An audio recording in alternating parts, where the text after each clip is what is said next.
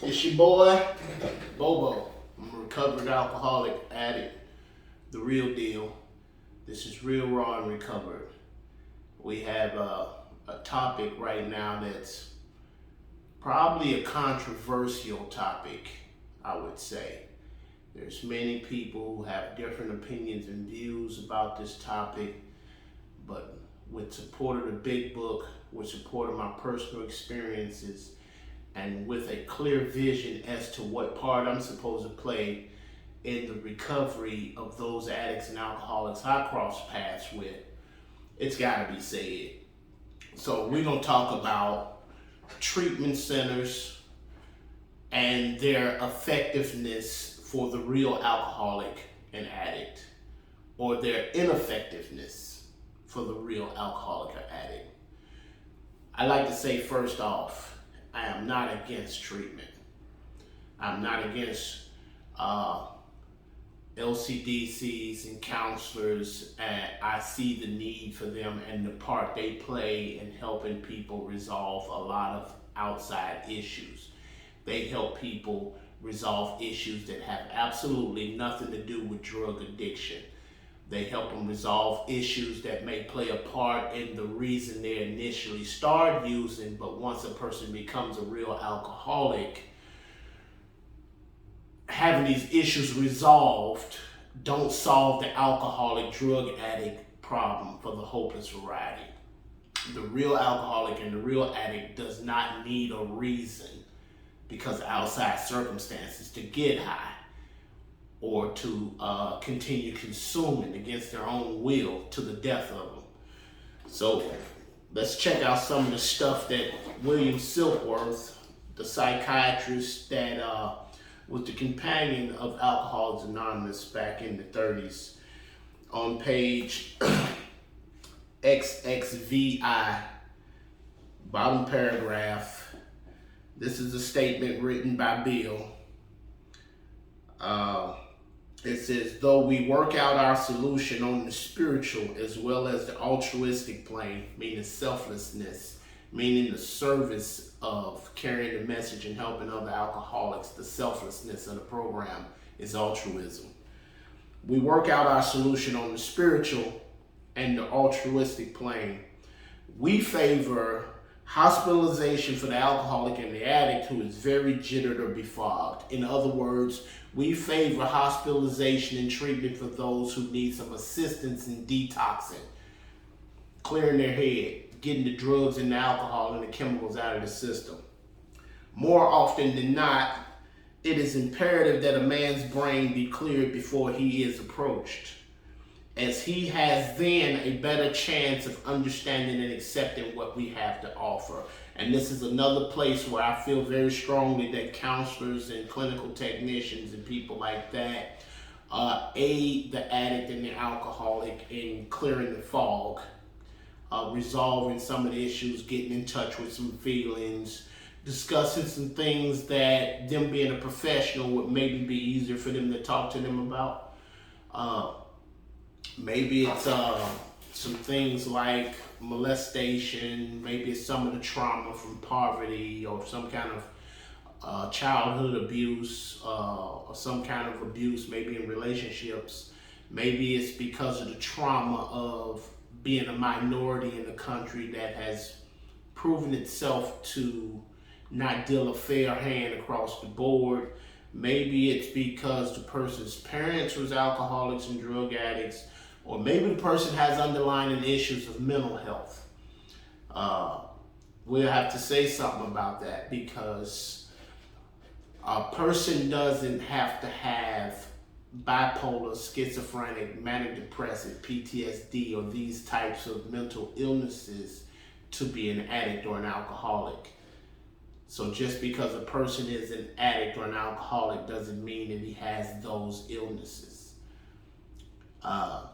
Now, those illnesses may initially play a part in the reason why the person was taking drugs and alcohol, but the person, it hasn't become an addict or an alcoholic until their body chemistry changes and produces a phenomenon of craving from an allergy. And then when they have, on page 23 going into 24 says, every alcoholic passes into a state where the most powerful desire to stop using is of absolutely no avail. That's the landmark statement of becoming a real addict and alcoholic, is when you honestly want to, you find you can't give it up. That makes a real alcoholic and an addict. Now, we are not saying that, so go to page 20, page 20. On page 20 at the bottom, it talks about a type of drinker who looks just like the real deal, a type of user who looks just like the real deal. Then we have a certain type of hard drinker or hard user. He may have the habit badly enough to gradually impair him physically and mentally. It may cause him to die a few years before his time. If a sufficiently strong reason, ill health, falling in love, change of environment, or the warning of a doctor becomes operative, this man can also stop or moderate, although he may find it difficult and troublesome and may even need medical attention. This guy is not an addict or an alcoholic. This guy has a very bad habit. This guy may die a few years before his time. This guy may accidentally overdose. This guy might driving drunk crash and die, and society will call it an alcoholic death or drug addict death, and it isn't, because the only thing that makes me an addict or makes me alcoholic is my absolute inability to stop and stay stopped, and my powerlessness over the amount I take when I consume any of it. And so this guy, it says, although he may find it difficult and troublesome and may even need medical attention. So, for instance, let me give you some numbers right quick. The type of alcoholic, the type of alcoholism, the type of addiction I'm talking about is when you have 100 people who use consistently. What percentage of those 100 people who use consistently and often happen to be the hopeless variety, the real alcoholic and addict? One. One person is the person, though using foolishly. Out of all of the 100, only one is the real case who is beyond human aid, who absolutely will not be able to stop, stay stopped, and be okay apart from divine help. I'll give you another example, because what they're describing here, this person who seems to have the habit badly enough to gradually impair him physically and mentally, this person is what you would call chemically dependent. So I'll give you an example. So if I took 100 people and I injected them with heroin 30 days in a row, after 30 days, all 30 of them, we cut them off. They're going to all have withdrawals because of chemical dependency. They're going to all have the stomach aches, the bubbly guts, the shits, the crawling skin, the hot flashes, the nausea, that horrible fucking shit. They're all going to have it. All 100 of them. After going through such turmoil and suffering and humiliation, you know how many going to go back and do it again? One. So there's a whole lot of people who seem to fit the description of society's ideas of what an alcoholic, or a real addict is, and yet that is not accurate. So when we talk about treatment centers, we talk about them being a safe place to get defogged, to get their head clear so that they can accept what we offer. We talk about them being a place where we can deal with a lot of underlying issues that may provoke or promote drug usage because of they have already acquired the habit. When they deal with this molestation, the poverty, the abuse, the being a minority, abuse, whatever conflicts they have internally about different stuff like that, parents or loved ones being drug addicts and alcoholics, mental health, all of these things can be taken care of by the medical fraternity. They're outside issues. You don't have to have those issues to be an alcoholic. And because you have those issues don't mean you're a real alcoholic either. All right. So we do favor hospitalization for the alcoholic or the real addict who is very jittery and befogged. So 1 point, I do favor getting a guy in treatment. Page XXVII. The subject presented in this book, the Big Book of Alcoholics Anonymous, seems to me to be of paramount importance to those afflicted with alcoholic addiction. This is Dr. William Silkworth. I say this after many years' experience as medical director over one of the oldest hospitals in the country treating alcoholic and drug addiction. There was therefore a sense of real satisfaction when I was asked to contribute a few words on a subject which is covered in such masterly detail in these pages. We doctors have realized for a long time that some form of moral psychology, which is going to be the clinical definition of God or spiritual experience, was of urgent importance to alcoholics. But its application presented difficulties beyond our conception because they're not men of God, they don't care anything about a higher power, and they don't have a program of action that would clear away the things that's been blocking the real alcoholic from a power greater than themselves. What with our ultra-modern standards, our scientific approach to everything, we are perhaps not well equipped to apply the powers of good that lie outside of our synthetic knowledge. Drop down to the bottom. Of course, an alcoholic ought to be freed from his physical cravings for liquor or drugs. And this often requires a definite hospital procedure before psychological measures can be of maximum benefit. There it is again. We favor putting the real addict and alcoholic into treatment. We favor them being worked with by the psychiatrists, by the LCDCs, by the clinical technicians. We favor these things. We need their help. And yet neither one of them has the solution for the real alcoholic and addict. Over to the next page, page XXIX. Faced with this problem, if a doctor is honest with himself, he must sometimes feel his own inadequacy. This is a psychiatrist, the director over the whole nationally prominent hospital specializing in alcoholic and drug addiction, saying he senses his inadequacy. Although he gives all that is in him, it often is not enough.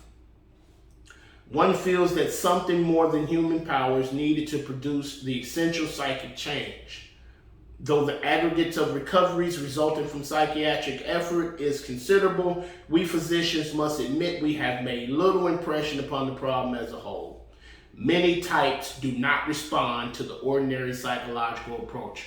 Many types, like real alcoholics and real addicts of the hopeless variety like me, do not respond to the ordinary psychological approach, do not respond to the ordinary clinical approach, do not respond to that change people, places, and things, does not respond to that meeting maker, make it, your attendance record is what's going to get you through. No, I've got to do the work that's precisely outlined in this book to get me in touch with a power greater than myself to solve my problem. I'm not going to hang out at no group and automatically be okay for the rest of my life. Not being the real deal. Now, people who are not the real deal, who just had a bad habit, oh, they'll benefit from it. And they're welcome. You're here. You're welcome. We got the fucking, the third tradition, which states that the only requirement for membership is the desire to stop using. Okay, but did they find out that their desire to stop using is of absolutely no avail?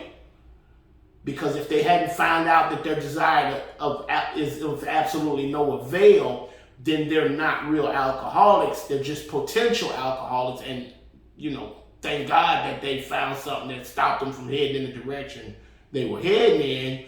But this person who is not quite alcoholic, who doesn't quite need God or these 12 steps, after they get 5, 6, 10 years, now they think that they got a legitimate solution. Well, they might for another person who's just like them, but they don't for the real addict and the real alcoholic. They ain't got shit to offer a real alcoholic and addict because they hadn't found God necessary. You can't transmit something you don't have. You just can't do it. That's from a vision from you. Okay, so now go to page 26. This is the story about a guy named Roland Hazard III. Roland Hazard, well, let's just read the story very quick, and then I'll expound on that, because I want to get all the way down to some pointed points about treatment centers and that weak-ass bullshit they do. That, you know, across the board helps a lot of people, but when you talk about people like me, we just kind of get swept under the rug and get, you know, deemed incorrigible, right? But I'm not beyond God's aid. I'm beyond human aid. Page 26. A certain American businessman had ability, good sense, and high character. For years, he had floundered from one sanitarium to another. He had consulted the best-known American psychiatrist. Then he had gone to Europe, placing himself in the care of a celebrated physician, the psychiatrist Dr. Young, Carl Jung, who prescribed for him. Though experience had made him skeptical, made Roland Hazard skeptical, he finished his treatment with unusual confidence. How many times somebody got out of treatment feeling like they had a program of action? Feeling like they just need to stay away from the old people, place, and thing. Feel like they just need to play the tape all the way through to the end. They need to think. They meet and make or make it. And just keep coming back. And fake it till you make it. And whatever you do, just don't use. Well, if you're a real addict and a real alcoholic, you don't have the ability to choose to just not use. You will use against your own will. That's that ride to the dope house while you're crying because you know better. You want to do better. You don't want to use, but you got to.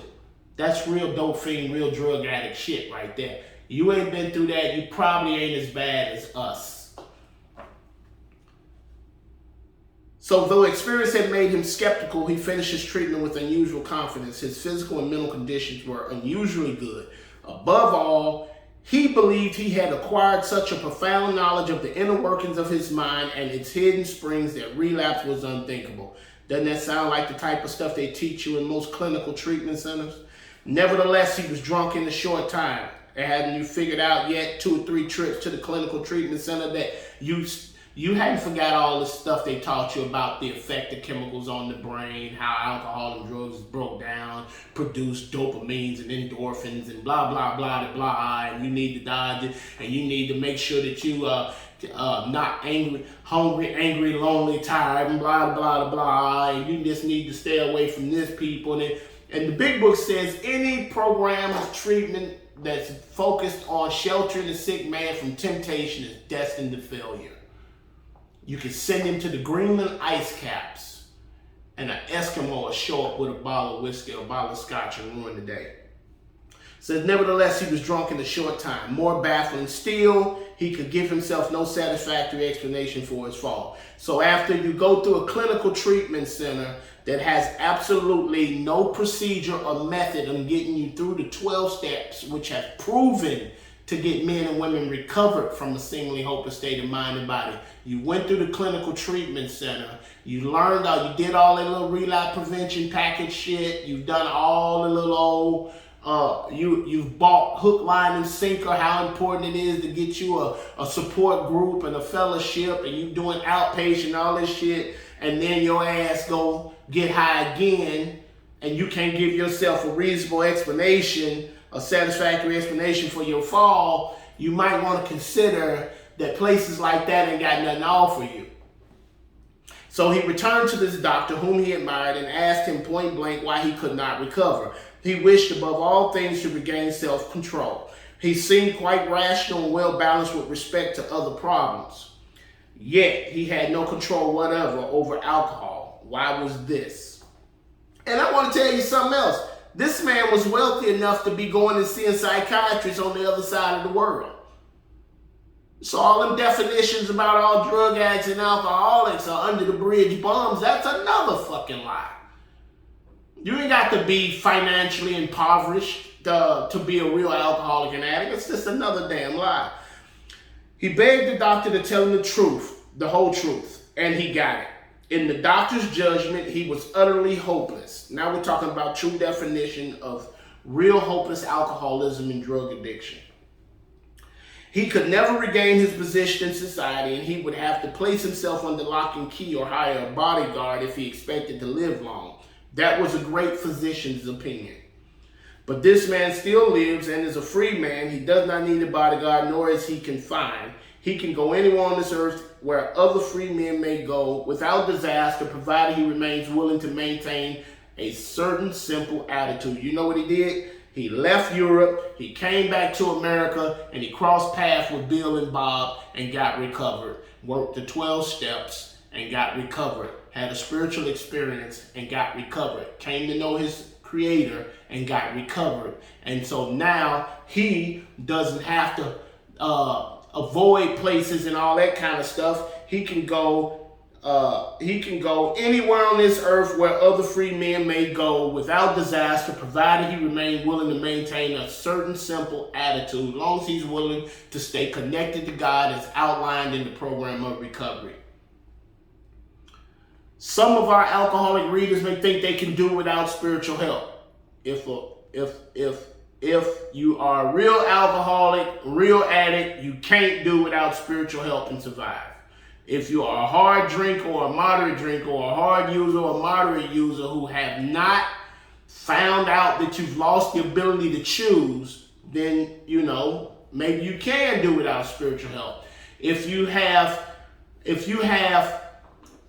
found yourself to go beyond the amount you intended to consume because you have the phenomenon of craving, the allergy, then you're a real alcoholic and you won't be able to avoid what happens when you put chemicals into your system, because now your body has physically changed. So he says, let us tell you the rest of the conversation our friend had with the doctor. The doctor said, you have the mind of a chronic alcoholic. I have never seen one single case recover where that state of mind existed to the extent that it does in you. Our friend felt as though the gates of hell had closed on him with a clang. And this is absolutely true for the clinical treatment center. They have never once had success with an alcoholic of my description. They don't even try to reach the alcoholic of my description, because if they were interested in reaching the alcoholic of my description, there's no way they would run a treatment center without the full implementation of the 12 steps to get a person all the way through the step work, to allow people to come in and sponsor them and take them through the step work. See, it is imperative that not only I be introduced to the 12 steps, but I be taken all the way through the work by somebody who went all the way through the work, who is practicing these principles in all their affairs, who have had a spiritual experience as a result of the steps, so that they could relate those experiences to me that they had to go through. I need that. You need that. An LCDC can't give you that. A psychiatrist can't give you that. Right? Probably the best thing going in some of the treatment centers I've been involved with lately is the RA. When you got RAs that's big bookers, 12 steppers, they're badass, right? They're more valuable to the real alcoholic and addict than a damn counselor is. Because an appropriate amount of attention and time is given to spiritual means, which is the real alcoholic's only hope. I have never seen one single case recover where that state of mind existed to the extent that it does in you. Our friend felt as though the gates of hell had closed on him with a clang. He said to the doctor, is there no exceptions? Yes, replied the doctor, there is. Exceptions to cases such as yours have been occurring since early times. Here and there, once in a while, alcoholics have had what are called vital spiritual experiences. To me, these occurrences are phenomena. He called them phenomena because he doesn't believe in God. They appear to be in the nature of huge emotional displacements and rearrangements, ideas, emotions, and attitudes which were once the guiding forces of the lives of these men are suddenly cast to one side, and a completely new set of conceptions and motives begin to dominate them. No human can produce that in me. No human can produce that in a real alcoholic or another alcoholic. In fact, I have been trying to produce some such emotional rearrangements within you.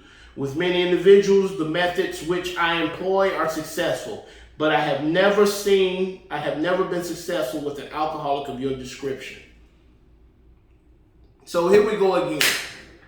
What I'm trying to get across to you is this here. If you're a clinical treatment center, you're very useful to the extent of getting a person's head cleared, defogged, getting them detoxed off the chemicals. But why wouldn't you have, as a part of your program, the whole 12 steps by a 12-step coordinator, by a 12-step person who is the real deal, who's been through the work, who's had a spiritual awakening? Why wouldn't you have somebody like that? Why would you just ignore that 1% who is beyond human aid when we're here? So this is my problem with treatment centers, is that they tend to be only interested in helping the 99.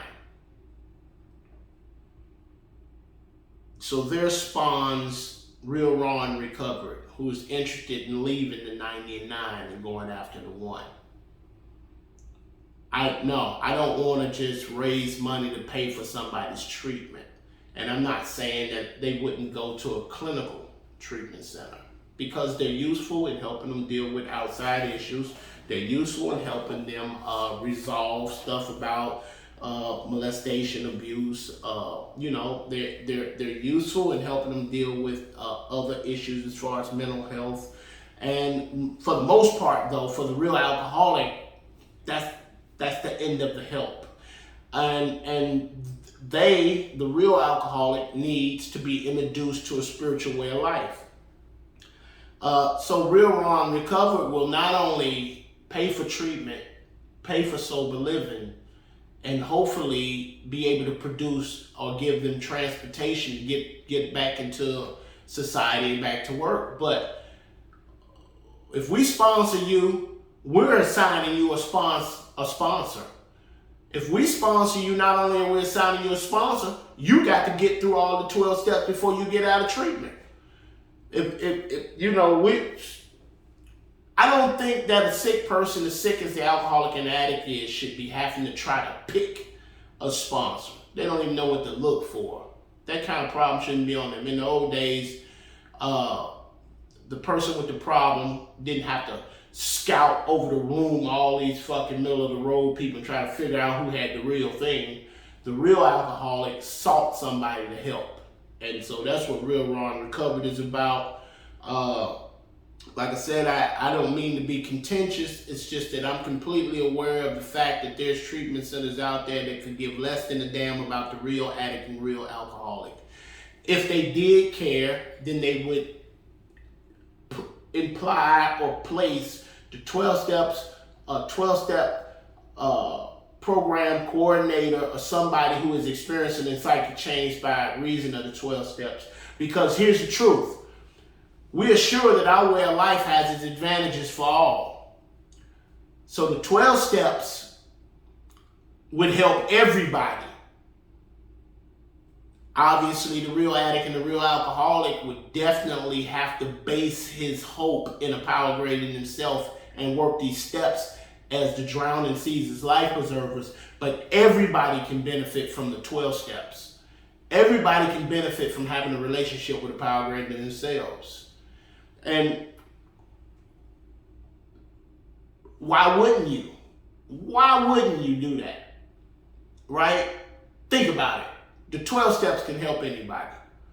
12 steps help Overeaters Anonymous. Y'all fat ass can go in there and work 12 steps and stop eating up every damn thing. The 12 steps can help Sex Addicts Anonymous. Y'all nasty ass or sleep with and fuck anything.